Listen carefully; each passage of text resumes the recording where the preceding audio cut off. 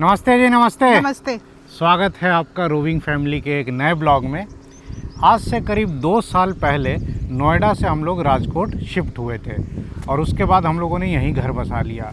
अब क्या है कि YouTube चैनल की वजह से काफ़ी लोगों से जुड़े, तो काफ़ी लोगों की जो राजकोट के बाहर के हैं, बेसिकली गुजरात से बाहर से हैं, और अगर वो राजकोट शिफ्ट हो रहे हैं तो मेरे पास क्वेरी आती है बहुत सारी कि राजकोट कैसा शहर है। शिफ्ट होने से पहले उन्हें राजकोट के बारे में बहुत कुछ क्वेरीज रहती हैं कि कहाँ घर ले, बच्चों के लिए स्कूल कौन सा अच्छा रहेगा, मार्केट कहाँ है, वहाँ के लोग कैसे हैं। तो हमने सोचा कि इसके ऊपर एक छोटा सा ब्लॉग बना देते हैं। तो जी चलिए एक नए ब्लॉग की शुरुआत करते हैं। Let us start. तो इस वीडियो में हम लोग बेसिकली कुछ 7-8 पॉइंट्स के ऊपर बात करेंगे। तो सबसे पहले आते हैं जी फ्लैट के ऊपर या मकान के ऊपर, कि जब आप राजकोट में आएंगे बाहर से तो सबसे पहले तो घर चाहिए। तो देखिए, अगर आप बाहर से आ रहे हैं तो मैं जो कुछ एरियाज़ रिकमेंड कर सकता हूँ उसमें है माधपार चौकड़ी, 150 फीट रिंग रोड, रैया रोड और धर्मनगर, मावड़ी, कलावाड़ रोड। ये सब जो एरिया है ना, ये सब में बहुत सारे फ्लैट्स हैं और इजीली आपको यहाँ पर 2 और 3 BHK फ्लैट मिल जाएगा। और ये सब ना न्यूली डेवलप्ड हो रहा है ना, तो यहाँ पर स्पेशियस फ्लैट्स और मतलब पूरा जगह आपको बहुत अच्छा खुला सा ये सब एरिया है। हाँ। सड़कें ठीक ठाक चौड़ी मिलेंगी, ट्रैफिक कम मिलेगा। बाकी बीच सिटी में जो है ना थोड़ा ट्रैफिक ज़्यादा मिलेगा, जाम रहता है जो पुराना शहर है।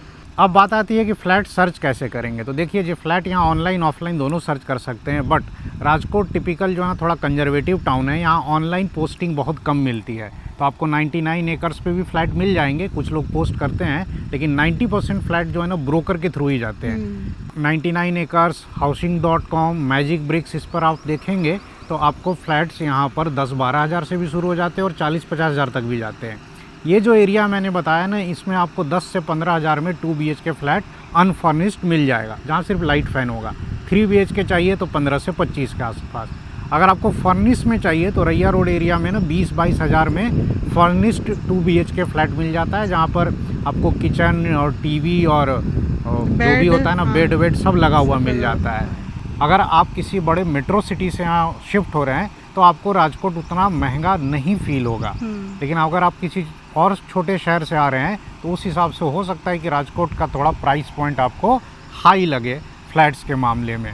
तो जैसा कि मैंने बताया ना, ज़्यादातर फ्लैट्स आपको यहाँ ब्रोकर्स के थ्रू ही मिलेंगे। ऑनलाइन पोस्टिंग में भी जब आप क्लिक करेंगे और अंदर जाएंगे तो पता चलेगा वो किसी ब्रोकर ने ही पोस्ट कर रखा है। और यहाँ पर ब्रोकर्स का क्या है ना कि 1 महीने का वो रेंट ले लेते हैं आपको एज ए ब्रोकरेज। यहाँ पर मैंने राजकोट में एक कल्चर ये फील किया कि जो ऑनर होते हैं वो जनरली ब्रोकर्स को कुछ नहीं देते हैं। तो जो 1 महीने का कमीशन होता है ना रेंट का, वो पूरा वो टेनेंट से लेते हैं। ज़्यादा बेटर तो यही रहेगा कि आप अपार्टमेंट ही लीजिए और वहाँ भी आप चेक कर लीजिए कि आपके सराउंडिंग में कोई हिंदी भाषी मिल जाए या गुजरात के बाहर का कोई भी मिल जाए ना। और अगर आपके फ्लोर पे मिल जाए तो आपकी अच्छी कट जाएगी। ऐसा नहीं कि गुजराती मिक्स नहीं होते हैं, बट वो लैंग्वेज बैरियर रहता है। तो अगर आपके फ्लोर पे कोई हिंदी भाषी मिल जाए, किसी भी स्टेट का होगा चलेगा, बंगाल हो, पंजाब हो, बिहार हो, महाराष्ट्र हो, कर्नाटका भी हो। एक्चुअली जो भी गुजरात के बाहर के लोग होते हैं ना, वो बहुत जल्दी मिक्सअप हो जाते हैं। बच्चों के लिए भी अच्छा रहता है खेलने कूदने में। गुजरात के लोग ऐसे नहीं, बहुत स्वीट है, मीठे हैं, कोई आपको डिस्टर्ब नहीं करेगा, कोई परेशान भी नहीं करेगा। लेकिन ये भी है कि कोई बहुत ज़्यादा क्लोजली आपसे मिक्स भी नहीं होगा, क्योंकि उनका पहले से ही अपना सोसाइटी है, अपने फ्रेंड्स हैं, सब आपस में मस्त रहते हैं। गुजराती में बात करेंगे, आपको समझ में नहीं आएगा तो आप थोड़ा ऑकवर्ड फील करेंगे। अच्छा, फ्लैट्स को लेकर के एक बात और है, जनरली यहाँ पे जो 2 BHK फ्लैट्स मिलेंगे ना आपको, वो साइज में काफ़ी छोटे होते हैं। मतलब 500 से 600, 650 स्क्वायर फीट कारपेट एरिया रहता है। तो जो बाहर से लोग आते हैं ना, उनको यहाँ 2 BHK सूट नहीं करता है। तो आई विल सजेस्ट कि आप 3 BHK ही ले। 3 BHK यहाँ पे ठीक रहता है, 900 से 1000, 1500 स्क्वायर फीट का होता है और 20-25 हज़ार में 3 BHK इधर इजीली मिल जाता है अनफर्निश्ड। और दूसरी चीज़ ना, यहाँ बालकनी बहुत पतली पतली देते हैं, मतलब ना बहुत छोटी छोटी बालकनी। यहाँ स्टैंडिंग बालकनी का कंसेप्ट होता है। सिटिंग बालकनी भी रहती है बहुत सारे अपार्टमेंट में, तो वो आप अपार्टमेंट लेते समय देख लेना कि बालकनी आपको चाहिए कि नहीं चाहिए। बाकी राजकोट में रहने के लिए टेनामेंट भी एक ऑप्शन है, जहाँ आपको लाइन से रो हाउसेस दिख जाएंगे पतले पतले।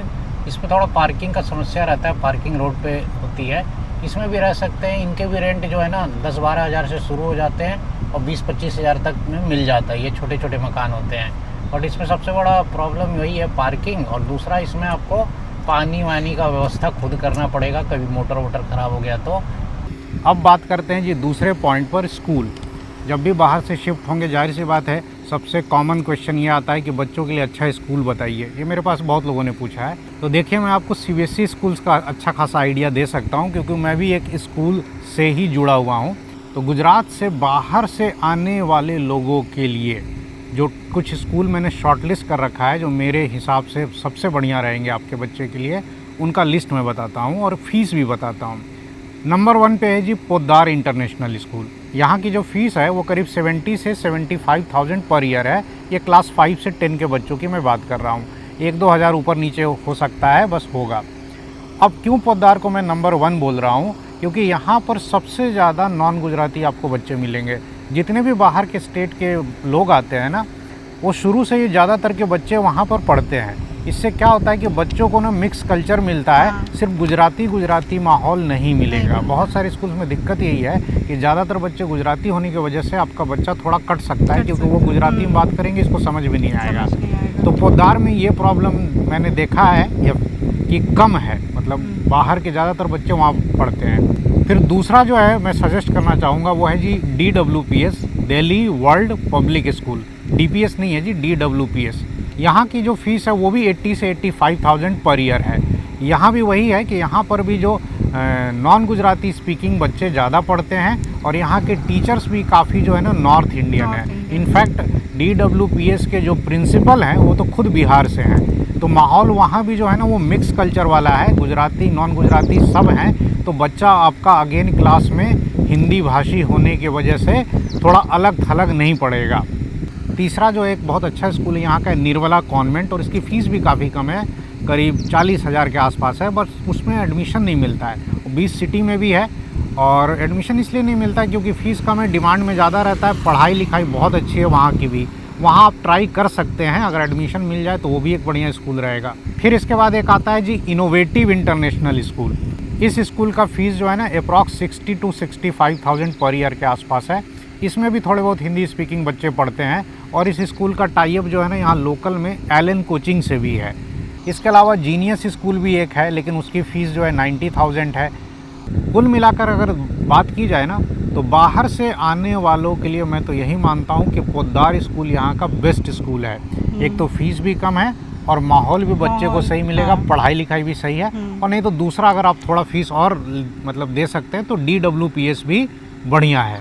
और ना यहाँ जो पोद्दार और DWPS जो है, यहाँ पर जो नॉर्थ का जो कल्चर है उसको वो फॉलो करते हैं। मतलब आप वो सारे छुट्टियाँ और ये सारी चीज़ें वो नॉर्थ इंडिया के हिसाब से ही उनकी चलती है। जैसे उनके यहाँ विंटर ब्रेक भी होता है, इसी तरह से उनके यहाँ दिवाली और दशहरे की छुट्टियाँ जो होती है ना, वो नॉर्थ इंडिया के हिसाब से दी जाती हैं।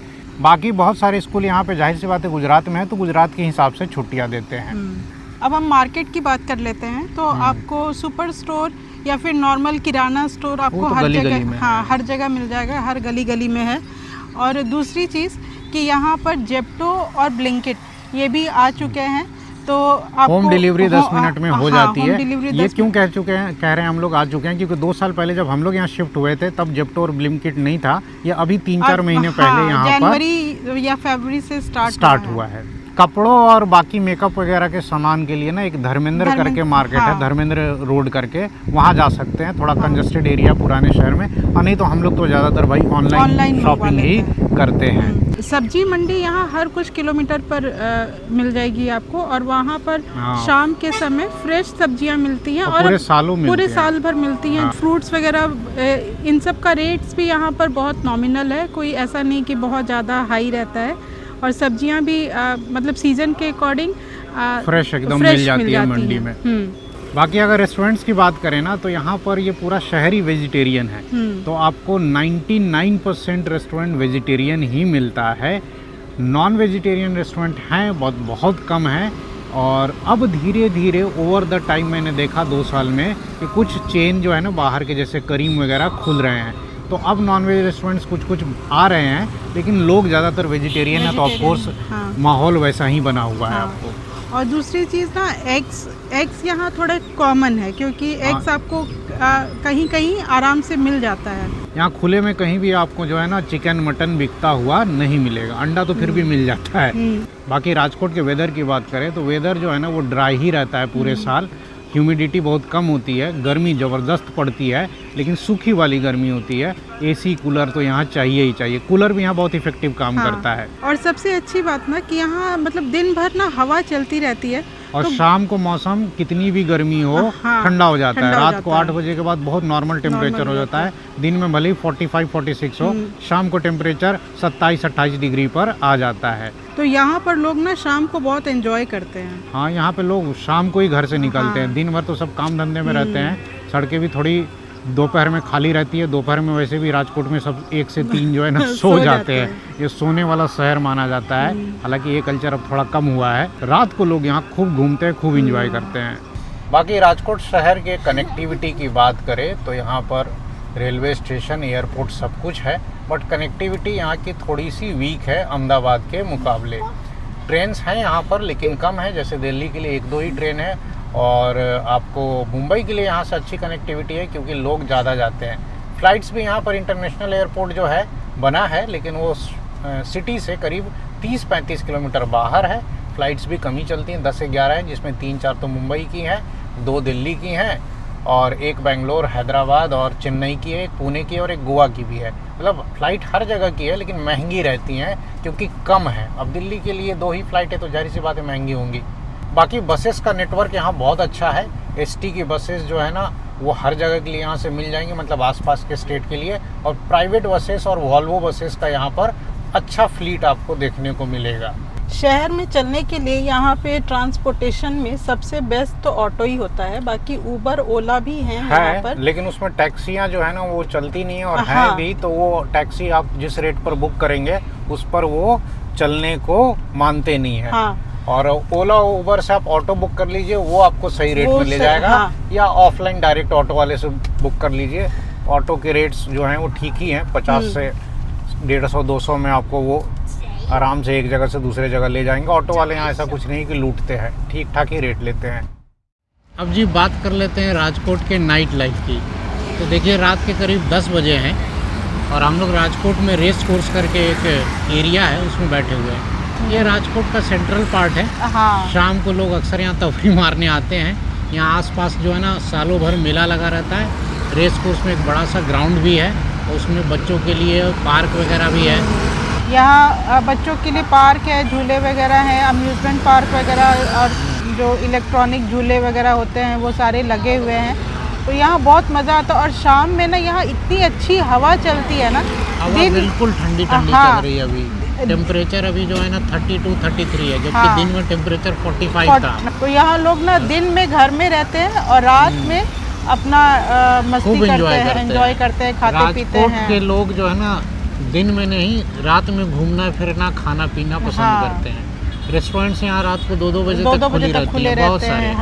आपको जोमेटो और स्विगी पर 2 बजे 3 बजे रात तक भी खाना मिल जाएगा। और इवन मतलब स्ट्रीट फूड और जो रेस्टोरेंट्स वगैरह हैं ये सब ओपन रहते हैं। यहाँ पर ये देखिए ऐसी बग्घियाँ चलती हैं रात में, शाम में रेस कोर्स में। ये जिस बेंच पर हम लोग बैठे हुए हैं ना, ये पूरे रेस कोर्स में 3-4 किलोमीटर के रेंज में गोल गोल ऐसी सड़क के किनारे बेंच लगी हुई है। शाम को लोग आके यहाँ बैठते हैं, फैमिली के साथ एंजॉय करते हैं। माहौल पूरा पारिवारिक ही है यहाँ का, राजकोट का।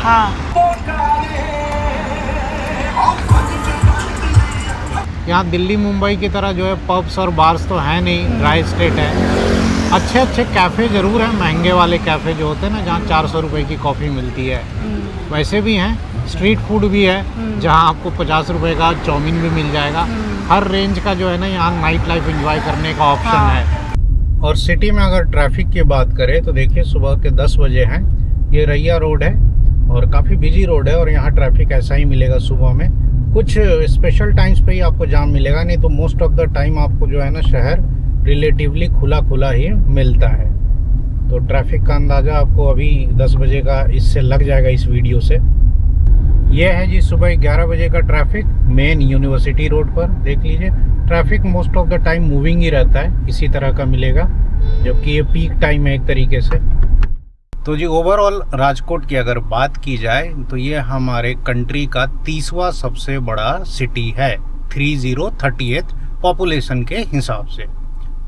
तो उस हिसाब से ना ये बहुत बड़ा आप मेट्रो इसको कह सकते हैं, ना कोई ये छोटा शहर है, कहीं कहीं इन बिटवीन वाली हालत है, बीच वाला शहर है। यहाँ बड़े शहरों में जो कुछ भी फैसिलिटीज़ हैं लगभग सारी आपको मिल जाएंगी, और छोटे शहरों वाला थोड़ा सुकून भी है। और जहाँ तक पोल्यूशन की बात करें तो पोल्यूशन के हिसाब से भी नॉर्थ इंडिया से अगर आप कंपेयर करेंगे तो ये सिटी बहुत बेहतर है। जहाँ पर पंजाब और दिल्ली और राजस्थान में सर्दियों में जो AQI है वो 400-500 चला जाता है, यहाँ 200-250 से ऊपर कभी नहीं जाता है। इन जनरल यहाँ का जो एटमॉस्फेयर है वो आपको क्लीन ही मिलेगा, AQI लगभग 100 के आसपास या उससे कम ही रहता है। बाकी राजकोट को एक रंगीला शहर या रंगीलू राजकोट भी कहते हैं, क्योंकि यहाँ के लोग जो है ना बड़े रंगीले हैं, सारे फेस्टिवल्स जो है खूब सेलिब्रेट करते हैं, और वो एक फिलॉसफी होती है ना, living life to the fullest, वो फिलॉसफी में यहाँ के लोग बिलीव करते हैं। भले यहाँ जॉब में छुट्टी मिले ना मिले, जो है दिन भर नौकरी भी करेंगे और शाम को आके डांडिया भी खेल लेंगे, जन्माष्टमी भी मना लेंगे। तो ये यहाँ पर जो है ना स्पिरिट रहता है लोगों का फेस्टिवल्स को लेकर के। इन जनरल आपको यहाँ के लोग जो है वार्म और वेलकमिंग ही मिलेंगे, और अगर आप किसी के घर जाते हैं, किसी से जान पहचान है, तो आपका जो स्वागत होगा, जो सत्कार होगा ना, वो भी बहुत अच्छा करते हैं। क्योंकि सौराष्ट्र माना ही जाता है इस चीज़ के लिए कि यहाँ पर लोग आवाभगत बड़े अच्छे तरीके से करते हैं। बाकी स्कूल्स के बारे में मैंने बता ही दिया। ये जो स्कूल्स मैंने बताए ना, वो नॉन गुजराती लोगों के लिए मैंने बताया, इससे भी बेहतर यहाँ स्कूल हैं। और ये छोटे बच्चों के लिए बताएं जो 1 से 8 तक हैं। अगर आपका बच्चा 10th या 11th 12th में और कॉम्पिटिशन्स की तैयारी कर रहा है तो फिर वो गुजराती नॉन गुजराती मत देखिए, बड़े बच्चे मैनेज कर लेते हैं। तो फिर तो बेस्ट स्कूल जो है ना वो तो मोदी स्कूल है, जहाँ मैं भी पढ़ाता हूँ। मोदी स्कूल से बढ़िया स्कूल यहाँ पर कोई नहीं है, इन केस आपका बच्चा अगर JEE या नेट की प्रिपरेशन कर रहा है। इनफैक्ट पूरे सौराष्ट्र में सबसे बेस्ट रिजल्ट जो है ना वो हमारे ही स्कूल का आता है। तो वो जो मैंने बाकी स्कूल्स बताए हैं आपको, वो छोटे बच्चों के लिए हैं, और वो भी उस केस में कि अगर बच्चे को गुजराती नहीं आती है तो वो कहाँ थोड़ा कंफर्टेबल फील करेगा। तो जी अपन 2 साल पहले यहाँ पर शिफ्ट हुए थे, और फिर अपन फ्लैट लेकर के यहीं बस गए। नॉर्थ इंडियन लोगों के लिए तो मेरा मानना है कि गुजरात और राजकोट एक अच्छा ऑप्शन है शिफ्ट होने के लिए। साउथ वालों की तरह यहाँ लैंग्वेज वाली मारामारी भी नहीं है, यहाँ कोई आपको फोर्स नहीं करेगा गुजराती सीखने के लिए। अगर आप सीख जाए तो वेल एंड गुड, बहुत अच्छा है, नहीं तो सब लोग हिंदी में बात कर लेते हैं। तो अपने एक्सपीरियंस के बेसिस पे हमने आपको राजकोट का अपना जो एनालिसिस है वो शेयर किया। अगर आप यहाँ आना चाहते हैं तो स्वागत है जी आपका सौराष्ट्र में। आप लाइफ को एंजॉय करेंगे, मज़ा आएगा इस शहर में। लास्ट में जाते जाते इस शहर के कुछ रैंडम शॉट्स के साथ आपको छोड़ जाता हूँ। जल्द मिलेंगे अगले वीडियो में, तब तक आप अपना ख्याल रखें। नमस्कार।